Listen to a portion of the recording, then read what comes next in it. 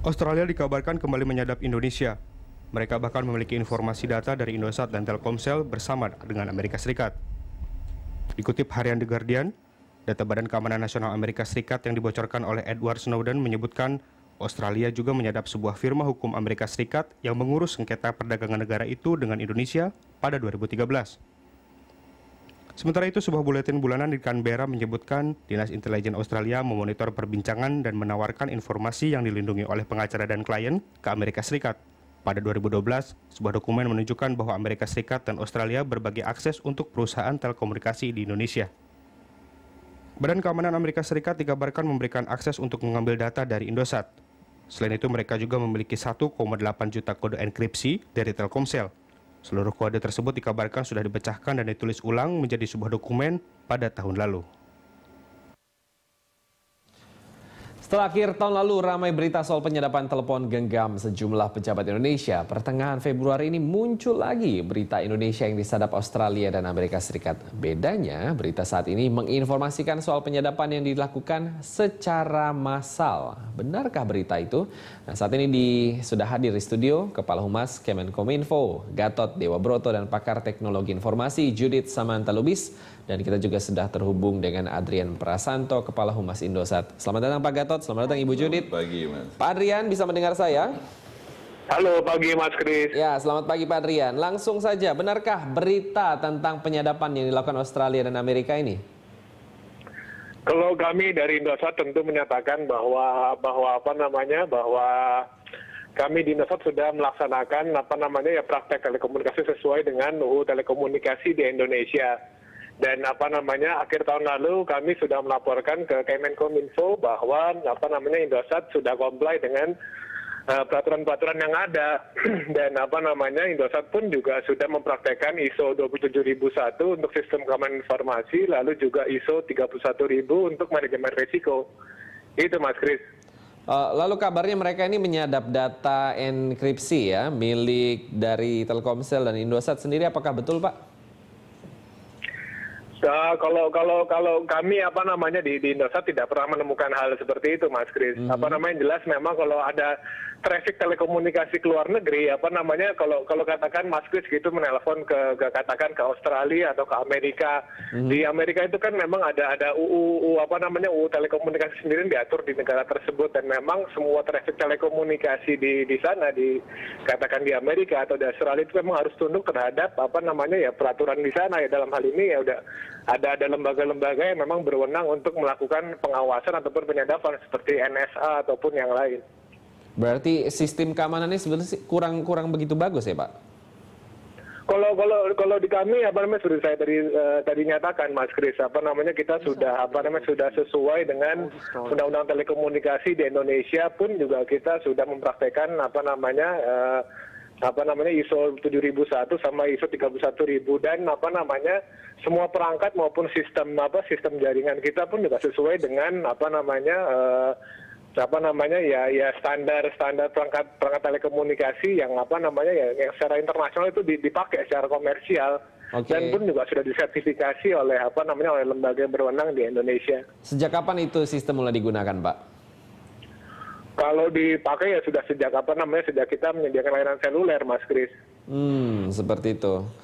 Kalau data yang ada ini ternyata dari 2012 tapi Pak. Iya, kalau di Indonesia sendiri menyediakan layanan seluler itu dari tahun dari tahun 94, Mas Kris. Jadi sejak saat itu kita sudah sudah memakai perangkat-perangkat telekomunikasi memang sesuai dengan standar internasional, Mas. Oke, berarti benar ya bahwa Indosat tidak memberi akses kepada pihak-pihak lain, betul? Kurang lebih seperti itu? Betul, Mas Kris, kita tidak pernah memberikan akses terhadap pihak-pihak dari luar. Namun memang nanti mungkin di sini Pak Gatot bisa memberikan penjelasan lebih detail. Memang lembaga di Indonesia itu seperti pihak penegak hukum itu memang secara regulasi juga mempunyai hak untuk melakukan pengawasan dan penyadapan, namun itu pun juga harus berkoordinasi dengan operator yang terkait. Okay. Dalam rangka untuk menegakkan hukum, dalam rangka law enforcement. Berarti secara tegas memang benar ya menolak bahwa dalam laporan Badan Keamanan Amerika Serikat disebutkan seperti itu, memberikan akses ditolak ya Pak ya, disanggah ya, kurang lebih seperti itu. Baik, terima kasih atas perbincangannya Pak Adrian. Kita akan berjumpa lagi dan pemirsa, Dialog Jurnal Pagi akan segera kembali usai jeda berikut ini. Tetaplah bersama kami. Pertama-tama kita ke Pak Gatot terlebih dahulu, sebetulnya bagaimana berita soal penyadapan ini Pak?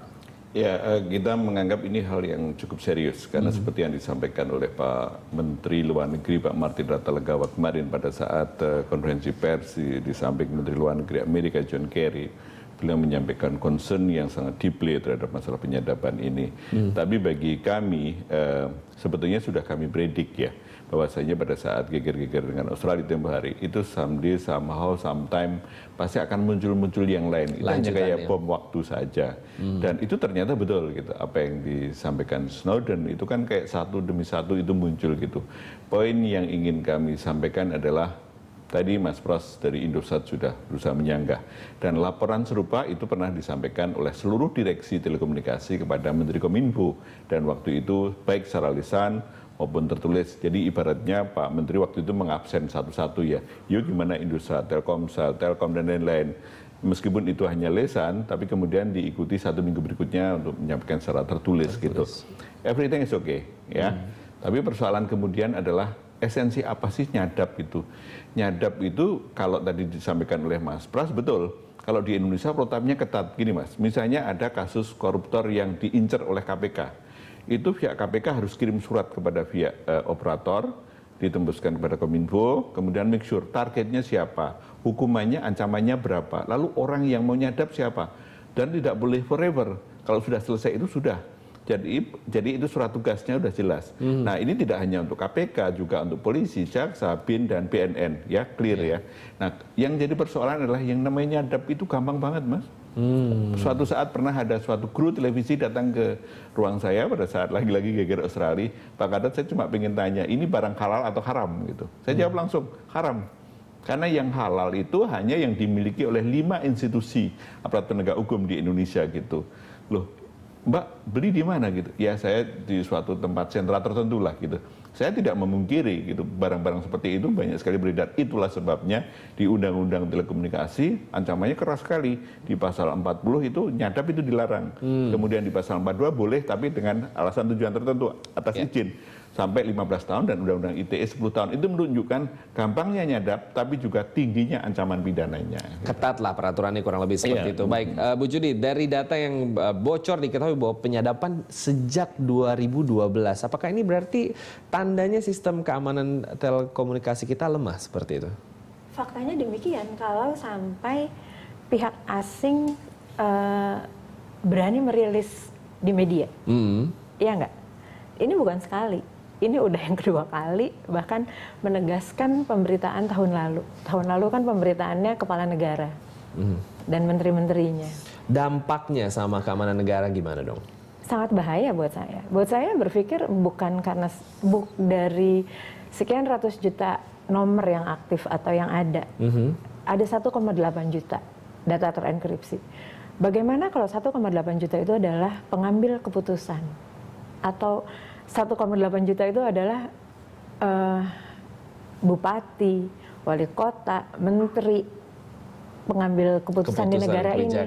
Iya, pengambil kebijakan di negara ini. Itu kan sama saja artinya pola komunikasinya memangku kepentingan di negara ini sudah diketahui oleh negara-negara asing. Oke, berarti Pak Gatot tanggapannya terhadap apa yang disampaikan Ibu Judit, rapuh dong kita punya sistem sebenarnya. Ya kalau sistem keamanan yang sudah sistem proteksi terhadap jaringan itu sudah cukup bagus ya. Kami melihat sendiri ya, on case sejak peristiwa, bahkan sebelum peristiwa Australia itu sudah sekitar hampir pernah kami datang gitu ke on the spot pada sejumlah operator 8 tahun yang lalu. Dan mereka perintah dari Kominfo waktu itu harus diupdate. Jangan sampai kejadian itu baru mereka geger-geger. Mereka sudah bagus. Tadi yang jadi persoalan adalah tadi di awal kan sudah saya warning kan. Yang namanya nyadap itu gampang banget kok. Beli alat nggak usah jauh-jauh lah. Misalnya nyadap di sebuah kantor penting tertentu lah di Jakarta, di Medan Merdeka mana lah gitu. Itu kan Medan Merdeka kan berarti penting-penting semua kan ya. Taruh ada sebuah alat gitu. Misalnya kayak Australia, belum tentu nyadapnya itu dari Darwin. Pasti ada semacam bisnya di sini. Di sini. Jadi uplink downlinknya satelit itu nggak mungkin dari sana, terlalu jauh. Footprintnya itu terlalu kecil sekali gitu. Berarti kalau dari apa yang disampaikan Bapak, sebetulnya beli alatnya dong yang terlalu gampang, atau gimana? Bukan Mas, teknologi sekarang semakin maju, gitu. Terlalu banyak orang pintar sekarang, gitu. Saya sendiri sering menyaksikan bahwa kemampuan anak-anak Indonesia untuk membuat alat sadap itu sudah sangat canggih dengan komputer atau alat-alat tertentu, mereka bisa melakukan itu. Kalau misalnya anak-anak kita saja mampu melakukan, apalagi negara Australia ataupun negara Amerika dengan segala kecanggihannya, dengan segala teknologinya, saya tidak heran gitu. Tetapi buat saya, ini sebetulnya adalah PR besar untuk seluruh operator. Kalau misalnya data-data itu 1,8 juta yang tadi kita bilang, kita analisa itu pemangku kepentingan, artinya itu harus mereka lebih berbenah lagi. Pihak yang ditugaskan melakukan audit kepada operator, yaitu harus melakukan audit lebih dalam lagi. Sehingga jangan sampai ini jadi bahan bercandaan betapa rapuhnya Indonesia. Hasil sadap ini untuk kawan kita, loh kok bisa? Seakan-akan kayak Indonesia nggak punya kedaulatan sama sekali. Di-share seperti itu kurang lebih ya? Di-share gitu dengan tanpa rasa salah bahwa ini untuk kepentingan negara tetangga atau kepentingan kawan. Loh, di mana kedaulatan negara ini? Nah, kalau dari Indonesia sendiri, mungkinkah kalau misalnya penyadapan ini dilakukan dalam rangka memperkuat pertahanan seperti itu? Yang namanya apapun tujuannya ya, itu kan kembali kepada masalah strategi politik luar negeri ya. Nyadap itu hanya part of saja gitu. Misalnya dari zaman dulu yang namanya nyadap saat Perang Dunia Pertama itu sudah ada ya. Hanya saja caranya berbeda gitu. Sekarang kalau kemudian pada zaman era seperti cyber war sekarang gitu, cyber competition gitu, mungkin saja hanya untuk tujuan bisnis, investasi dan lain sebagainya. Jangan berpikir nyadap itu untuk misalnya menyerang sebuah negara tertentu, enggak. Itulah sebabnya pemerintah hati-hati. Tapi tadi yang sampaikan Mbak Yudi juga perlu kami ingatkan gitu. Kalau masalah proteksi mereka sudah pada rule-nya seperti dikatakan Mas Prasanto tadi ya. Tapi karena kemudahan yang ada dan itulah sebabnya kami melakukan sosialisasi edukasi kepada publik. Bahkan suatu saat di sebuah televisi tertentu ya, saya menjadi narasumber, kemudian ada seorang narasumber dia mengaku bisa membuat alat anti sadap. Alat anti sadap. Baru nongol gitu ditanya, gimana Mas Gatot mengenai alat anti sadap? Saya katakan itu haram gitu. Karena begitu saya haram, dagangan langsung turun kan. Poinnya kenapa? Orang nanti tidak mudah terpukau, oh begitu mudahnya misalnya orang mau selingkuh, mau berhengki-pengki untuk korupsi dan sebagainya. Yang penting ini ada anti sadapnya. Jadi kepada anak muda, mereka kreativitas itu fine. Tapi selalu kita sarankan jangan membuat sesuatu yang justru merusak itu bangsa itu sendiri. Gitu. Baik, kita tahan dulu komentar untuk segmen berikutnya. Dialog dalam Jurnal Pagi akan segera kembali. Tetaplah bersama kami. Kita punya beberapa data, masih bersama Pak Gatot dan Ibu Judith yang ingin kami sampaikan. Tetapi sebetulnya ada di layar yang akan disampaikan ini data-datanya. Grafik boleh kita sampaikan dulu.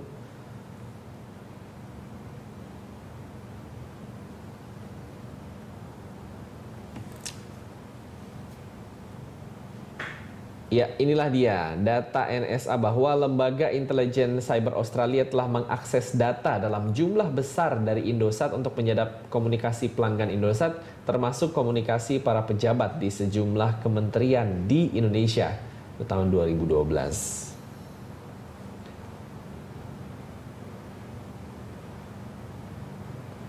Lembaga Intelijen Cyber Australia mendapatkan hampir 1,8 juta kunci enskripsi induk yang digunakan oleh operator seluler Telkomsel untuk melindungi percakapan pribadi dan pelanggannya 2013.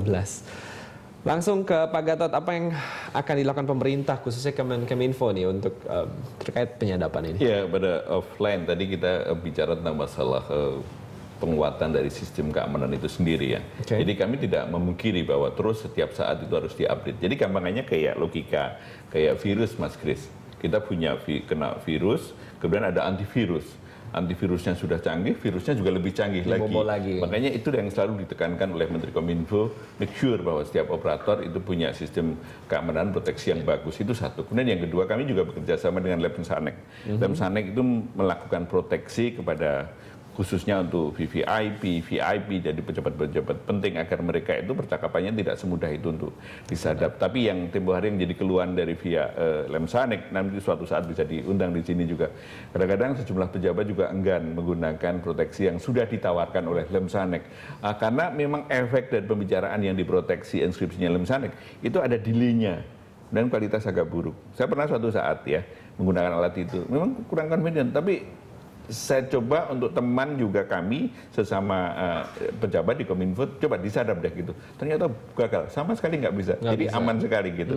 Jadi kembali lagi masalah keamanan. Yang kedua juga ini perlu kami menyampaikan juga penyadaran kepada masyarakat ini. Jadi jangan sampai histeria, jangan-jangan ini omongan saya pasti disadap. Karena tadi di screen disampaikan tentang pribadi-pribadi. Enggak, Mas Kris bisa bayangkan dalam satu hari itu sebuah operator saja, itu pembicaraan misalnya SMS saja, itu bisa 600 hingga 700 juta yang berseliweran. Belum untuk voice banyak sekali gitu. Jadi poinnya adalah mereka itu biasanya si penyadap itu mainnya target.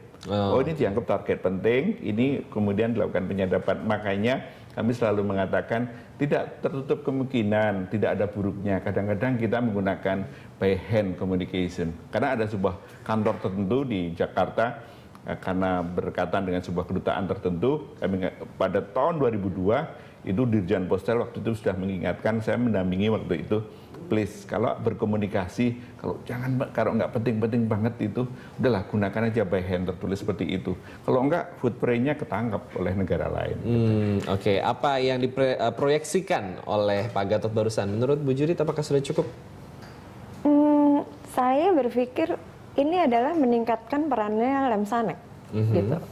Dan di mana ini mau tidak mau, bukan cuma pejabat aja yang harus aware tentang pentingnya keamanan, komunikasi keamanan, tetapi para operator-operator itu juga harus berbenah, gitu. Bahwa nggak cuma sekedar nerbitin nomor untuk target pelanggan, tapi bagaimana harus melindungi privasi pelanggan itu sendiri.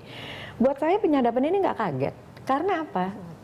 Jual beli data nomor pelanggan aja udah lama beredar di internet, gitu. Tapi yang jelas itu bukan jual beli oleh operator ya. Iya, gitu. Ya. Itu bukan. Teknisnya bagaimana iya, kalau operator gitu. itu harus upgrade seperti itu, seperti yang tadi Bu sampaikan? Teknisnya ya peningkatan di enkripsi segala macam. Kalau misalnya sampai dikatakan 1,8 juta pelanggan Telkomsel yang dienkripsi saja itu bisa dijebol. Nah itu kan artinya PR untuk operator Telkomsel itu lagi berbenah, mengaudit diri mereka sendiri. Bagaimana bisa sudah terenkripsi saja bisa dibuka oleh negara lain, gitu kan. Nah jadi buat saya seharusnya yang namanya Edward Snowden, data-datanya Edward Snowden ini mau tidak mau membuat mereka lebih mengaudit diri mereka sendiri. Lembaga kayak Lemsanek harus mungkin dilibatkan, atau lembaga yang memang Kominfo mengaudit ya harus lebih sering lagi, mungkin dari auditnya 3 bulan menjadi bulanan, atau bagaimana membenahi tidak hanya cukup mengikuti peraturan, tapi lebih dari situ ya. Updating lah. Updating. Gitu. Oke, baik. Pak Gatot, closing statement Anda. Ya, saya kira masalah penyadapan ini masalah serius ya. Kemarin sekali lagi itu mengulang apa yang disampaikan oleh Menteri Luar Negeri Martin Ratalegawa. Kami di ranah Kominfo hanya dalam konteks pertama adalah aspek keamanan dari teknis gitu. Kemudian yang kedua make sure kepada publik gitu. Jangan sampai kemudian euforia orang kemudian untuk malas bertelepon dengan orang lain gitu. Karena yang namanya untuk menyadap tidak mungkin toh kita juga memplototin sebaliknya memerintahkan kepada operator tolong setiap satu pembicaraan itu diamankan sepenuhnya. Tidak. Indonesia ini hanya salah satu victim korban saja. Merkel saja, kanselir Jerman juga bisa kena, presiden Prancis. Jadi poinnya ini adalah sangat universal. Gampangannya adalah misalnya kayak kalau kita dikena hack, Pentagon saja bisa, apalagi di Indonesia. Oke, baik. Bu Judit, closing statement Anda. Tolong semua pihak berbenah. Tolong semua pihak melihat bahwa ini kemandirian bangsa sudah rasanya tidak ada lagi ketika negara lain dengan mudahnya mengatakan kepentingan penyadapan untuk seorang teman atau apapun itu. Jadi kalau misalnya kita tidak berbenah, sama aja kita membiarkan data-data penting negara ini digunakan oleh negara lain. Seperti itu ya. Baik, terima kasih atas kehadiran dan waktunya Pak Gatot, Ibu Judit.